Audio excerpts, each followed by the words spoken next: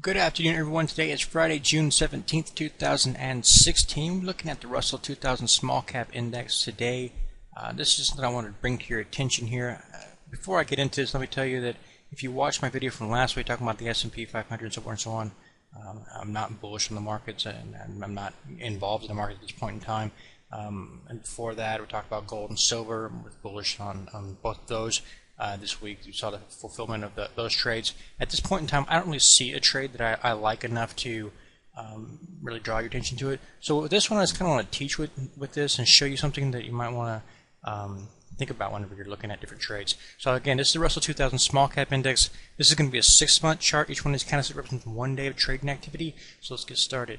The main thing I want to show you here is this cross of the 50-period moving average, the blue line here, crossing above the red 200-period moving average. And that's known as a bullish cross, right? And so typically you see that, and you see a bull markets will have those, and so forth and so on. So whenever we see a cross like that, that oftentimes brings people out of the various different locations of the market, and they're looking at, is this a bullish opportunity to get long? When you add that with the fact that you've got short-term price activity making higher highs than you had in the past, okay, and the higher low here than you had over here, it's going to draw a lot of attention. Also, when you look at the pullback here, let me clean this up a little bit. When you look at this most recent pullback, okay, so you've had this move here, and then this pullback right here, you get a nice little hammer candlestick formation at its low right here, okay? I'll call it a hammer even though it's more of a doji, but in any event, when you had that pullback there, that's going to draw a lot of attention as well. The last item that will draw attention will be the fact that it's finding support. Where it's finding support at right here is at that 50-period moving average, that blue line right here. This is how I was talking to you before on the gold and silver. I was telling you that pullback to that 50-period moving average was an entry opportunity because you were in a bullish uptrend. Well, this short-term, looking at the short-term chart here, would look like the exact same thing. So I can see a lot of people are going to be looking at this as a bullish opportunity, be going long the next week, that kind of thing. I understand that concept. However, there's something I want to draw your attention to here. When we looked at the gold and silver charts, we also looked at the long-term picture to see if it was telling us the same thing as the short-term. And in the gold and silver picture, it was. Here, on the short-term, when we look at the long-term, we're not seeing the same story. So let's look at the long-term right quick. Okay, here we are looking at the Russell 2000 Small Cap Index long-term chart. This particular chart's got 3 years of data, and each one of the candlesticks, instead of being 1 day, they're going to be 1 week of trading activity. Okay, that's the main difference here.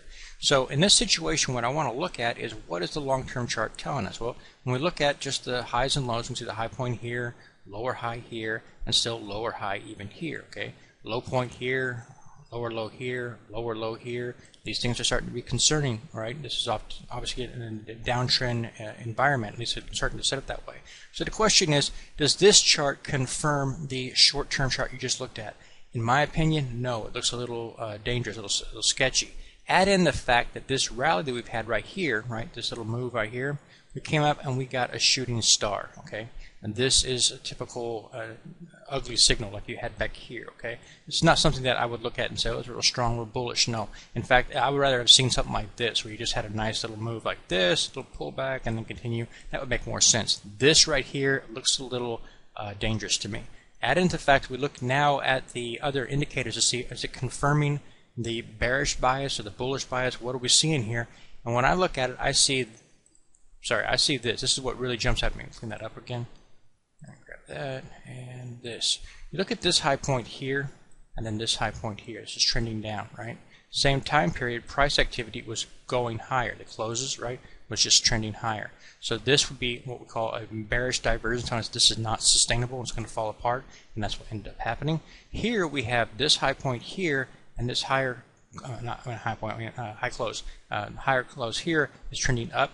The same time period, though, we got the high point here and a lower high here. It's trending down. This is starting to get kind of dangerous to me, and I'm not liking that. At the same time, however, from the other perspective, you can say this low point here, and then this equal or higher low point here, right? Okay, like that. And this same time here, you had this little shot to the downside here. Now, in that situation, we're having an overshoot to the downside, known as a bullish divergence. It was a good bounce to the upside. We traded that, right? We took advantage of that opportunity. But like I've been saying for the past few weeks here, This looks long in the tooth to me, not something I'd be going at this point in time saying I want to get involved in this. That's not what I'm seeing. If I get a little pullback and saw some strength, I might change my mind and see another bounce maybe at that point in time. Lots of things could happen, but at this point in time, I just don't see anything that makes me confident to go get involved in this market. So I'm just going to set out. I have no recommendation whatsoever.